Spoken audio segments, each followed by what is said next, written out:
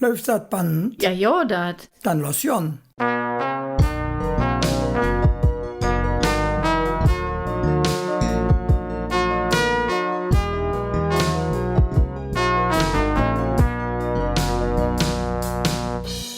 Dag Hermann.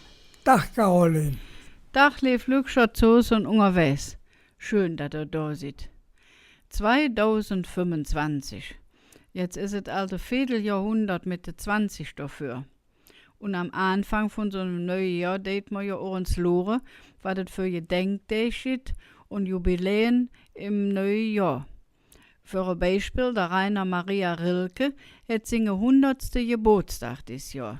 Der Rainer Maria Wölki, so eine Quatsch. Du Flabes, der Rainer Maria Rilke, der kennst du doch. Wie soll ich meine Seele halten, dass sie nicht an deine rührt? Wie soll ich sie hinheben über dich zu anderen Dingen? Ach, gerne Stopp. Das ist ja wunderschön, was du hier deklamierst. Aber was der Rilke auch war, ne Kölsche Jung, sicher nicht. Dafür ist er viel zu viel in der Diefte gegangen.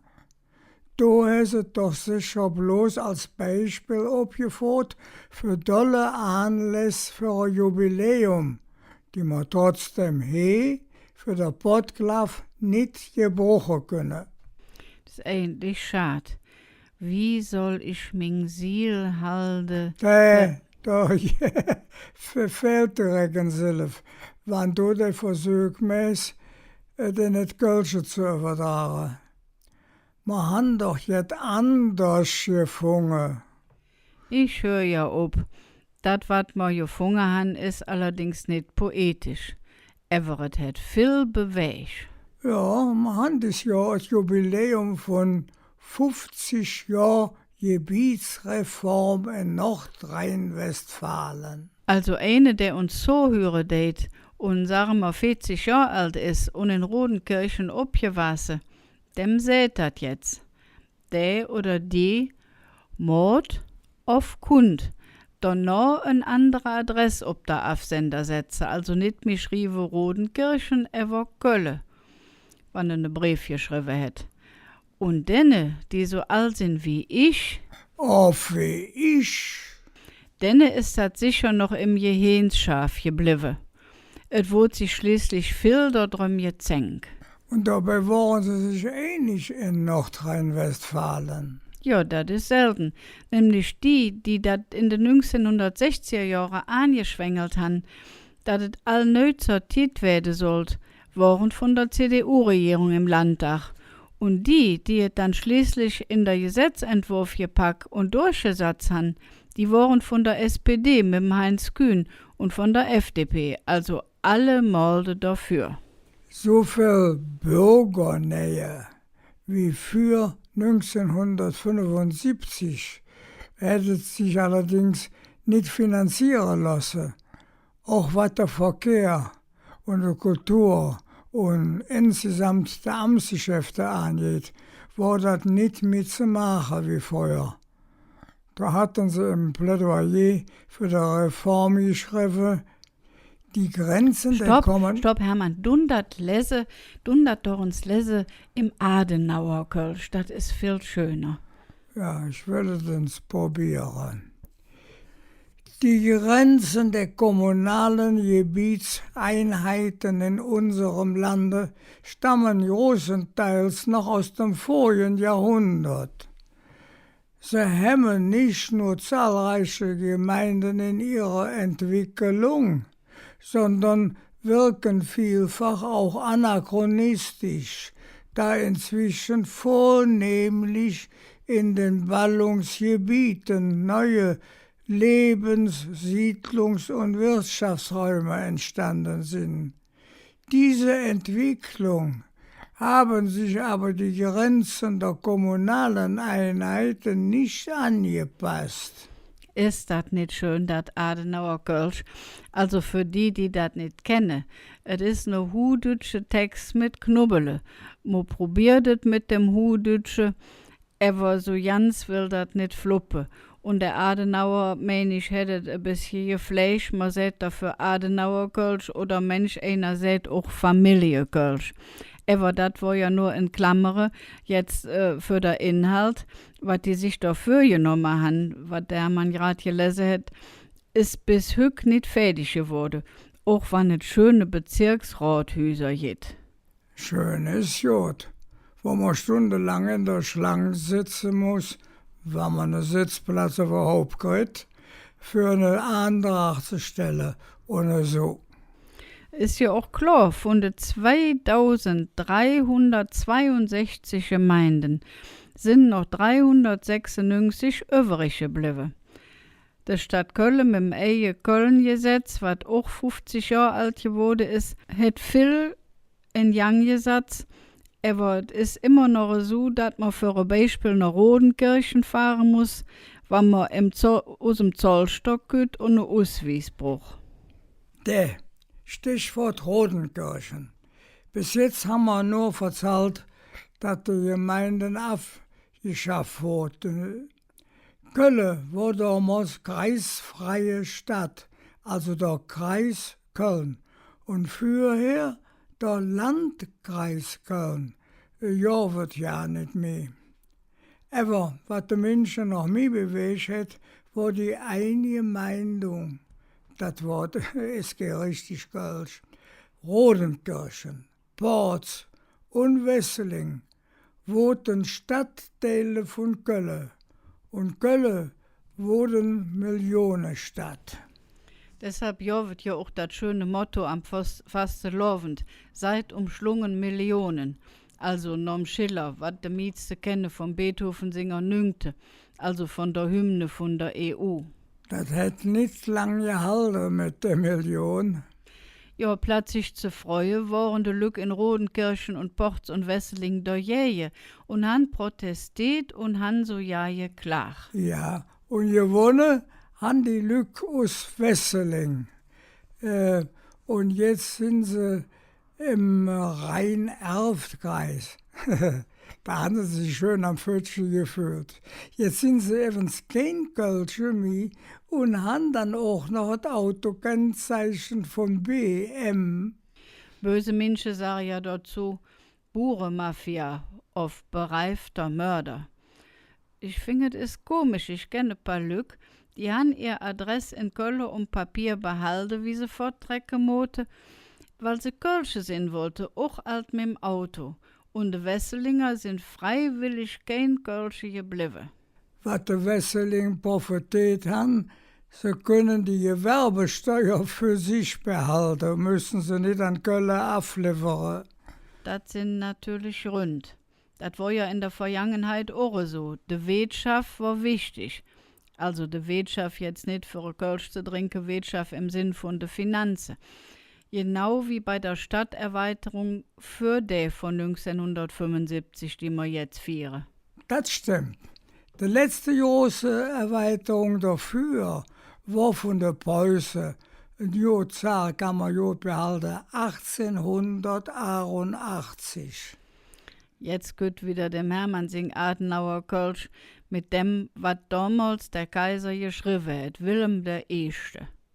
Auf ihre Schrift vom 12. Februar des Jahres will ich genehmigen, dass die Stadtgemeinden Deutz und Ehrenfeld und die Landgemeinden Longerich, Müngersdorf, Nippes, Boll und Kriel sowie Teile der Landgemeinden Efferen und Rondorf mit dem Bezirk der Stadtgemeinde Köln vereinigt werden. Das könnt man jetzt all noch genau abzählen. Also Kriel für ein Beispiel ist in dem Zusammenhang auch Braunsfeld, Ling, also Lindenthal und Sülz und so weiter. Da wurde Köln nicht Millionenstadt, er war eine richtig große Stadt. Und es war das erste Mal, dass mit Düx und Poll auch zwei Ortschaften rechts vom Ring dabei waren. Auch wenn es da je und da Protest gegeben hat. Anders wie 1975 konnte man damals auch richtig im Stadtbild beloren, was der Preuße da gemacht hatte. Von 1881 an hatten sie angefangen, die Stadtmauer aus dem Mittelalter abzureißen.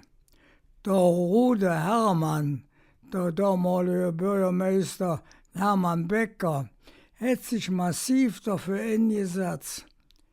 Das hat heute noch eine Straße mit seinem Namen in der Nähe von der Ringe. Sie hätten die Mauer ja auch damals stehen lassen können. Aber so sagt man, dass sich jetzt tät.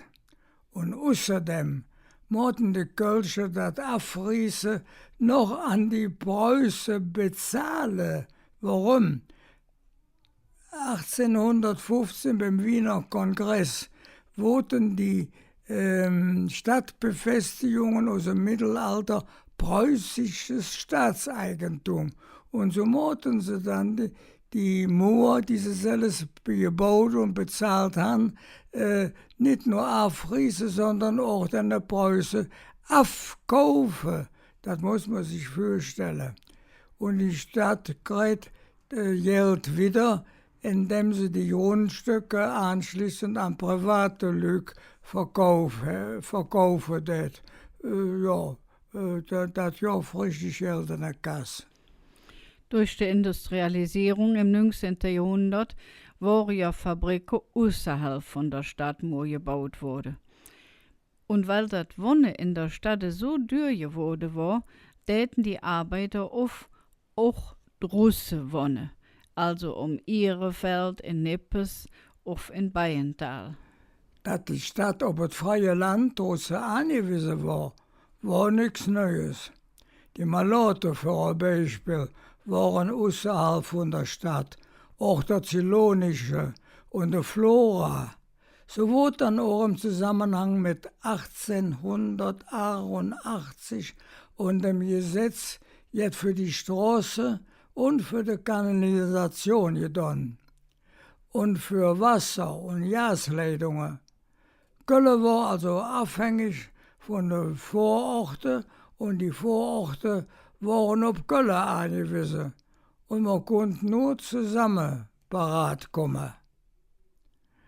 So wurde dann auch 1914 mit Müllem, Rath, Delbrück, Merm, Hauelweide, Flittert und Dünnwald. Also 1922 kam noch Worringen dabei. So spät. Das mäht man sich normal ja nicht klar. Der Ostermannswill, der war doch aus Müllem. Und der hat gesungen jetzt von zu Fuß nach Köln.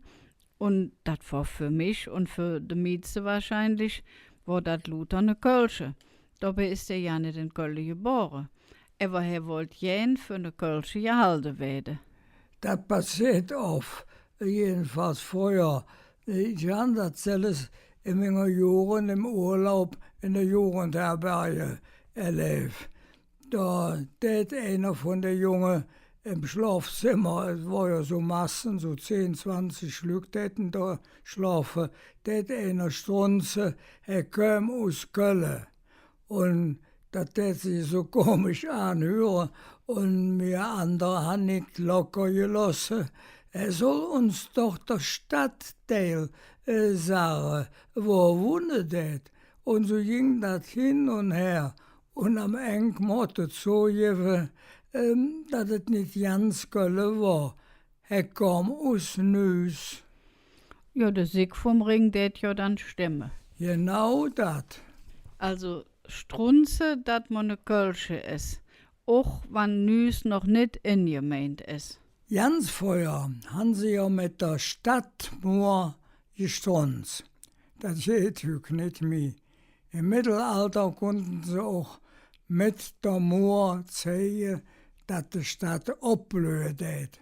Dass es viele Menschen in Köln gab und dass Köln um 1180 herum die größte Stadt im Heiligen Reich nördlich der Alpen war, mit ungefähr 40.000 Einwohnern.